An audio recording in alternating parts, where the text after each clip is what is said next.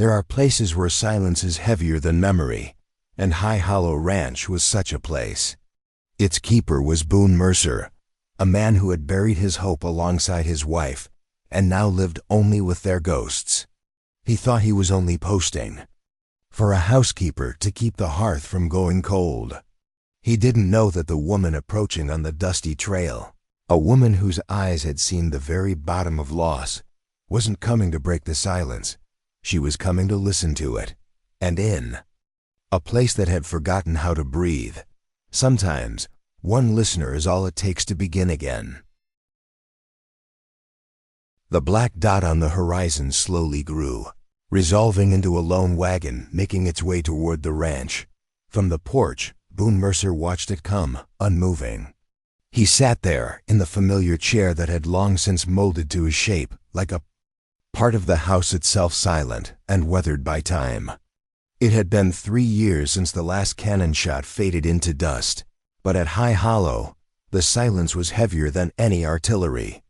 It clung to the silvered timbers, to the fences that leaned like tired soldiers.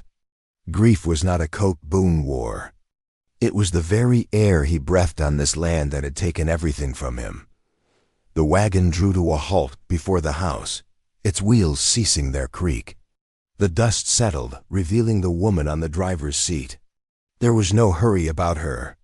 Worn boots, a simple ribbon at her neck, and her eyes. Those eyes looked to have seen enough to fill a lifetime. She was Rebecca Wynn. She held herself straight, with the dignity of someone who knew the price of survival. She studied Boone for a long moment before she spoke. "You Mercer?" He gave a slight nod, a barely perceptible motion. "You the one who answered the notice?" His voice was raw, like stone scraping in a dry creek bed. "I am," she replied, her voice steady. "If the job's still open." "Kitchen's in the back," he said, indicating with a tilt of his chin. "Room off the side is yours. Pumps by the well. It's quiet here." Rebecca stepped down from the wagon, the hem of her skirt coated in a fine layer of road dust. "Quiet suits me." And that was all. No handshake, no word of welcome. And as she passed him to enter the house, the hem of her skirt brushed against his worn coat, a contact as brief as a breath. Boone Mercer couldn't have known that the silence in this house, an empty and sorrowful thing, was about to learn an entirely new language. Rebecca Wynn did not waste the dawn. In the days that followed, she moved through the quiet rooms of High Hollow not like an intruder, but like water finding its own level. The kitchen, long dormant and smelling of little more than cold ash, awoke. Before the first light touched the prairie, it was filled with the scent of rising yeast and chicory coffee, aromas that spoke of purpose and sustenance. She worked with an economy of motion, her hands knowing their task without guidance, bringing order to shelves that had long held only dust. Boone remained a figure in the margins. He would pass through the kitchen on his way out to the fields, a silent pillar of a man. A nod was his greeting, the scrape of his boots on the floorboards his conversation. Some days he was gone before the sun crested the hills, not to return until the stars had laid their cold blanket across the sky. On others he would sit by the hearth for hours, his gaze lost in the flames, the day's toil still clinging to him like a second shadow. But his silence did not unsettle Rebecca. It was a language she had learned long ago in places that were far less honest. She remembered a house in a bustling town, with lace on the windows and a master whose smile never reached his eyes. He'd hired her for her cooking, but his true appetite was for a woman who would not meet his gaze when his hand closed around her arm. She had met it. The next morning, her meager belongings were on the street. And before that, there was the lean shadow of the war, her mother's shallow breathing, and the taste of watered-down broth. Yes, Rebecca had made her peace with quiet. Boone's brand of silence felt different. It wasn't empty. It was full of things unsaid, and that felt like solid ground. The ranch had an old hound named Copper, a creature as weathered as the barn itself. with a coat the color of rust and a graying muzzle. For days he paid Rebecca no mind. Then one morning, as she stood by the window humming a tune so old she'd forgotten its name, kneading dough with a steady rhythm, the dog stirred from his place on the porch. He rose, stretched his tired bones, and came to lay himself down by her feet, letting out a soft sigh as if he'd finally come home. From the porch, Boone saw it. He said nothing, but his eyes narrowed, watching the scene as if a piece of his world had quietly shifted its axis. And he hadn't yet decided if it was for the better. Then the sky turned. A storm, born in the distant hills, rolled in without warning, fast and furious. The wind came first, a physical force that tore at the house. Rebecca had just finished hanging Boone's clean shirts on the line. In an instant, the ropes snapped, and the white linens were thrown into the air, scattered across the yard like surrendering flags. Without a thought, she ran into the maelstrom, her skirts whipping around her legs, her hands grasping for the fleeing cloth. She slipped on the va. Rain-slicked earth, her hands skidding in the mud. But before she could right herself, a firm hand was on her arm, pulling her up. It was Boone, his hair and beard laced with rain, his coat dark and dripping. With his other hand, he snagged his shirt as it cartwheeled past. His voice was low but clear above the wind. "Didn't figure you for a fool, running into this." Soaked and breathless, she looked at him, and a genuine grin broke across her face. "Didn't want your laundry making it to Kansas before you did." And for the first time since she had set foot on his land, a smile broke through the stone of Boone Mercer's face.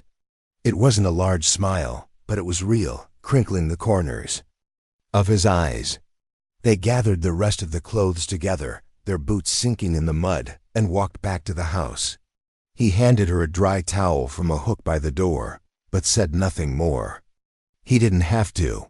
That night, as Boone sat in his chair, he could hear the soft sounds from the kitchen as she worked. And for the first time in a long, long time, he felt the rigid set of his shoulders begin to ease, as if the house itself had finally decided it was safe to let out its breath. Time on the ranch passed not in the turning of days, but in the slow shift of small things. Rebecca's presence became a part of the house's quiet rhythm, like the rise and fall of breathing. She mended the curtains that hung limp and tired, polished the dulled silver until it offered a shy reflection, and coaxed a stubborn kitchen drawer, stuck shut for 3 winters, to finally glide open. She expected no praise for these things. They were simply tasks that needed doing, her quiet battle against decay. But Boone noticed. He began to find reasons to linger in the warm orbit of the kitchen. He'd lean against the doorframe, nursing a cup of coffee he didn't seem to be drinking, just watching her hands as they methodically shelled peas or shaped loaves for the oven. He was a man watching a language he didn't know how to speak, but was slowly beginning to understand. One morning, by the back door where she left her boots, she found them. No wrapping, no note. Just a pair of ladies' work shoes, the leather, dark and smelling richly of the tannery, the solace thick and new. She ran a hand over the smooth, uncreased surface, a gesture of someone touching something they did not believe was meant for them. That evening, over a supper of stew, she broke the silence. Those shoes ... they weren't left by mistake. Boone took a long moment to answer, his eyes on his plate. "A woman who's on her feet from sunup to sundown," he said, his voice low, "ought to have something solid beneath her." She said nothing more. But the next morning, she wore them. Days later, resting on the clean-swept mantelpiece, was something small and silver. It was a brooch, painstakingly crafted into the shape of a wild columbine, its delicate petals capturing the faint light from the window. She picked it up as if it were a living thing, its coolness a surprise against her warm palm. This time, no words were exchanged at all. The offering was the only conversation necessary. Then came the evening that unlocked the most silent room of all. The fire crackled in the hearth, The wind moaned softly outside, and the space between them was comfortable. Boone rose, not to fetch more wood, but to approach a small, locked chest in the corner of the room, a piece of furniture she had never seen him touch. With a key from his pocket, he opened it. He approached the table where she sat sewing, and, from a small cloth-wrapped bundle, he laid out its contents. The scent of dried lavender, faint as a ghost, rose into the air. There was a faded blue ribbon, a single pearl button, and a piece of paper, folded and refolded so many times the creases were like veins. It was a letter. He pushed it gently toward her before adding one last item, another paper, this one with a child's simple drawing on it. Two stick figures with wide smiles stood holding hands before a cooked house, a happy sun beaming in the corner. His voice was tight, strained with the effort of giving the words air. "My wife," he began, then cleared his throat. "She drew this the day she told me a child was on the way." He looked away, toward the fire. "I put it all away after. Couldn't bear the sight of a life that never got to be." Rebecca did not offer words of pity. Instead, she gently took the drawing and traced the crooked lines of the house with her finger. "The love that drew this," she said, her voice soft but sure. "It didn't die with her. Boone, it's in the very foundation of this place." She looked up at him, her gaze clear and steady. "You've just been tending it alone." And in that moment, a quiet settled in the room that was different from all the quiets that had come before. It was not the quiet of emptiness, but the quiet of acceptance. A long-held tension in the very timbers of the house seemed to finally let go, as if a weight it had borne for years had at last been lifted. But peace is a delicate crop, and trouble is a weed that needs no invitation. It arrived not on horseback with guns drawn, but folded neatly inside a crisp envelope. Boone returned from town one afternoon not with supplies, but with a shadow clinging to him. He placed the letter on the kitchen table where Rebecca was peeling apples, and the small white square lay there like a patch of ice on a warm hearth. He stood behind her, his jaw a hard line of stone, as she wiped her hands and opened it. Her eyes didn't just read the words. They measured the spaces between them, the pressure of the ink, the character of the signature. It was from a man named Roland N., the brother of Boone's late wife, a name that had not been spoken in that house for years. The letter made a cold legal claim to half the ranch, citing a supposed deathbed promise. "He never came to the funeral," Boone said, his voice a low growl of disbelief. "Never sent a word. Now this." Rebecca finished reading and laid the letter back on the table. She looked not at Boone, but at the paper itself, a quiet intensity in her gaze.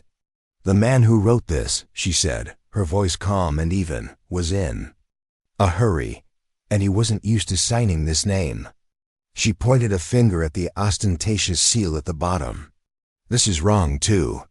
It's a copy, and not a good one. I spent a year filing papers for a man who valued his whiskey more than his ledgers. You learn to spot a hurried hand." The next day, Boone rode to Dry Creek to see Charlie Merritt, the town lawyer, a man known for being as unyielding as the granite. In the hills, Charlie read the letter, letting out a dry snort. "This thing's as phony as a $3 bill, Boone." The ink still practically wet. He peered at Boone over his spectacles. "The woman who spotted this. She's the genuine article. A man would be a fool to let that kind of sense ride away." They didn't have to wait long. A week later, 3 riders appeared on the horizon, moving with a swagger that didn't belong to the land. Roland N. was a man with a soft body and hard eyes, and he dismounted with a smug grin. The 2 men with him were silent and lean, their hands resting too comfortably near their belts. Boone was already on the porch. Rebecca came to stand beside him, her hands clasped loosely in front of her, her posture calm. "Still playing farmer on my sister's land, Boone?" Roland sneered. Before Boone could answer, Rebecca's quiet voice cut through the air. "It's the land that's doing the playing, Mr. Ain. It decides who it will abide." Roland's eyes narrowed, dismissing her. Since when does the kitchen staff have a voice in matters of property? That was the line. Boone stepped forward slightly, placing himself between Roland and Rebecca. His voice was low, but it carried across the yard like the toll of a bell. "You misunderstand, Roland. This woman isn't the help." He paused, letting the words find their weight. "She's the reason this house is still a home." Just then, another rider appeared, coming up the path at a determined clip. It was Charlie Merritt, a sheaf of papers in his hand. He didn't waste time with greetings. "The court calls this fraud, Roland," the lawyer announced, his voice sharp as broken glass. "And the penalty for fraud is 4 walls and a barred window. I suggest you and your associates make yourselves scarce before the sheriff decides to take an interest." Roland's face tightened. He stared from the lawyer's papers to Boone's unmoving form and finally to Rebecca's quiet, unwavering gaze. He saw no weakness, no opening. Without another word, he swung himself back into the saddle, and the 3 men turned and rode away, their dust staining the clean afternoon air. Boone stood watching them go, and a long, slow breath escaped his lips, as if he'd been holding it for years. He turned to Rebecca, the tension finally leaving his shoulders. "You saw it," he said, his voice rough with emotion. "You saved this ranch." She looked not at him but at the house, the fields, the vast sky above. "No, Boone," she said, her voice soft but firm. "We saved it." The partnership forged in defiance of Roland Ann began to settle into the soil of their daily lives. One Sunday morning, with a clean shirt on his back and the air smelling of clover, Boone found Rebecca in the kitchen. He stood in the doorway. For a moment, a man gathering his resolve. "The town's having its summer picnic down by the creek," he said, his voice even, though he didn't quite meet her eyes. "I figure it's time this house showed its face." Rebecca turned from the stove, expression calm. She understood the weight of his words, the crossing of a line from private survival to public life. She simply nodded. "I'll get my good dress." Riding into town beside him felt different. It was one thing to be a homesteader's quiet housekeeper. It was another to arrive at a town gathering at his side. A low murmur followed them like the rustle of dry leaves. Eyes watched from beneath the brim of bonnets and hats. But Boone Mercer walked tall, tipping his hat to a few old-timers, one of whom clapped him on the shoulder. "Good to see you ain't a ghost yet, Mercer," the man grumbled, a smile in his gruff voice. A woman with kind eyes and hands dusted with flour, who ran the pie table, gave Rebecca a long, appraising look. "A house needs a woman's hands to keep its soul," she said softly, offering a slice of apple pie. "Looks like this one's finally found its own again." Not all were so generous. Whispers slid through the crowd about a man and a woman living under one roof with no vows between them. Rebecca felt their stares, but kept her chin level. Then, as she stood near a great oak, a little girl with a grubby face and bright eyes toddled up and held out a slightly wilted prairie daisy. "For the lady with the kind eyes," she lisped as Rebecca took the flower. Preacher Ames approached. Boone moved to her side, resting a hand gently on the back of her chair. "Preacher, this is Rebecca Wynn," he said, his voice steady and clear, loud enough for those nearby to hear. "She reminded this ranch how to live." After that, the whispers quieted, replaced by nods of acceptance and plates passed with friendly hands. In the weeks that followed, Rebecca began to turn the soil behind the house, a patch of earth that had been barren for years. She planted not just for the pantry rows of carrots and sturdy beans, but for the eye. Along the fence line, she coaxed a stubborn patch of wild columbines to take root. Boone said nothing of it, but one evening a bench appeared at the edge of her garden. It was new, made of fresh-cut cedar, sanded smooth and smelling of the forest. It was an invitation to rest. To stay, evenings took on a new shape. Sometimes she would read to him from a book of poems she'd found in town, her voice a low murmur against the crackle of the fire. He would grumble about words that didn't make plain sense, and she would reply, "Some things are meant to be felt more than understood," and a soft smile would touch his lips. Then came the day he rode to Barlow's post for supplies. Sundown came and went, painting the sky in hues of bruised purple and orange, but the road from town remained empty. A cold knot of worry tightened in Rebecca's chest. She lit a lantern and placed it in the window, a sentinel watching over a silent kingdom. The dog Copper whining softly at her feet. She saw him near midnight, a shape stumbling through the moonlight, leading his horse. One arm was clutched tight to his side, his shirt a dark stain against the pale dust. She ran out to meet him, her heart pounding. The wagon had overturned in a ravine miles back. He had walked out inside as she cleaned and bandaged his ribs, her hands never shaking. He finally spoke, his voice tight with pain. "Figured I had to get back," he grunted. "Wasn't sure if you'd still be here." He looked at her then, the raw fear of his old losses plain in his eyes. "Good things," he whispered, "don't often stay." Rebecca stopped her work. She took his uninjured hand in both of hers, forcing him to meet her gaze.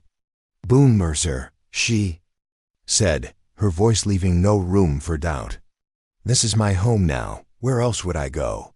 He stared at her, and the tension in his face began to crumble. His fingers tightened around hers. "I am not leaving," she said again, softer this time, a promise that sealed every crack in the quiet house. "Not ever." The days of Boone's mending passed with the slow grace of late summer.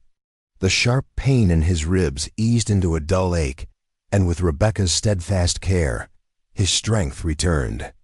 Her presence was a constant, quiet poultice on more than just his broken bones. In the long afternoons, she would read to him, her voice a low counterpoint to the wind whistling outside. She never fussed, never hovered.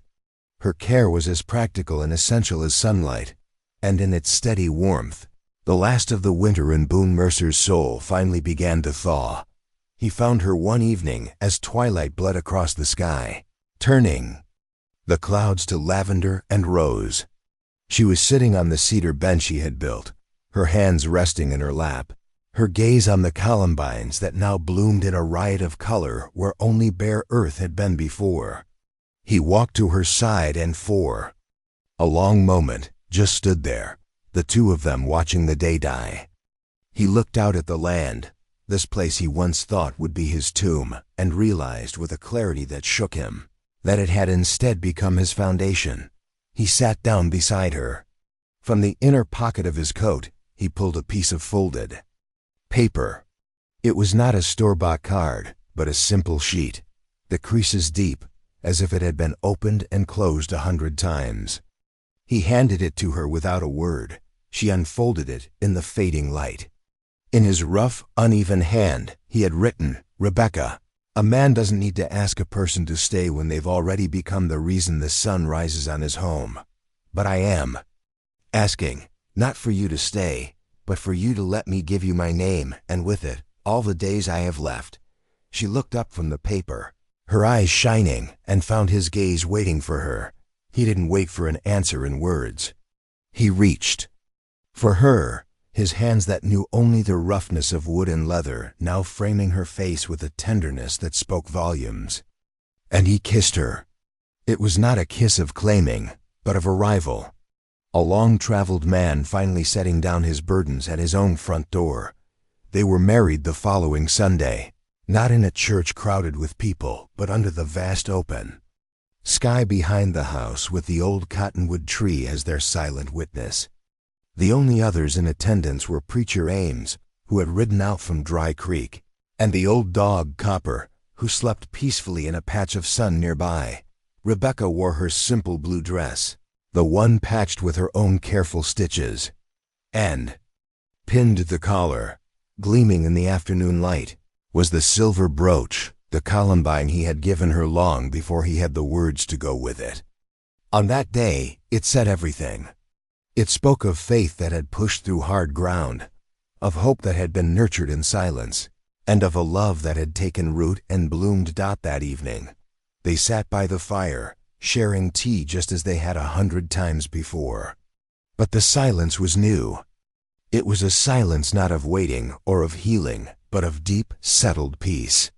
Outside, on the back of the cedar bench, another name had been carved beside his. High Hollow was no longer a place of ghosts and echoes. It was a life. Not a life they had stumbled into out of loneliness, but one they had built together, with purpose and with care, from the ground up. The seasons turned over High Hollow Ranch, each one laying down another layer of quiet contentment. Spring arrived not with an empty silence, but with the whisper of new shoots rising in Rebecca's garden, which had since expanded, heavy with promise. Summer was no longer a harsh glare, but long afternoons spent together on the cedar bench, now weathered to a soft silver and smooth to the touch, watching the columbine seed and spread along the fence line like a colorful, deliberate claim. The house itself had learned a new rhythm, one of partnership.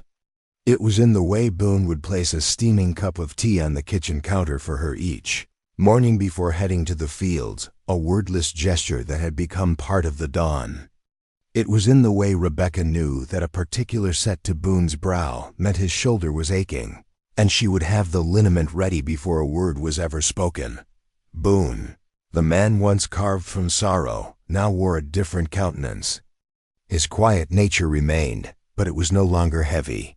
Now and then, a true smile would spread across his face, often prompted by a dry remark from Rebecca. He came back from town once and placed a small sack of lemon drops on the table. The man at the store said these were for sour dispositions, he'd said with a flicker of a grin. Figured we ought to have some on hand, just in case. Rebecca's clear laugh would ring out, a sound now as familiar as the wind in the cottonwoods. They had no children. The land had not granted them that gift, but it had given them others. They had a profound appreciation for the simple succession of days, each one a small solid brick in the building of their life. They had neighbors who now stopped by, not out of curiosity, but to share a jar of preserves or ask Boone's help with a stubborn wagon wheel. High Hollow was no longer an island. It had become part of the world. One autumn evening, when the air was crisp and smelled of damp leaves, they sat by the fire. Copper, now very old, slept soundly at their feet. Boone wasn't reading, and Rebecca wasn't mending. They simply sat, watching the flames dance. He reached out and took her hand, their fingers lacing together with the perfect ease of long habit. There were no greater adventures. There was no richer treasure. It was a life measured, not in dramatic events, but in the steady rhythm of sunsets and seasons, in the comfortable weight of a familiar hand held in one's own. They had taken a place of silence and taught it to sing a quiet song, and it was the song of home.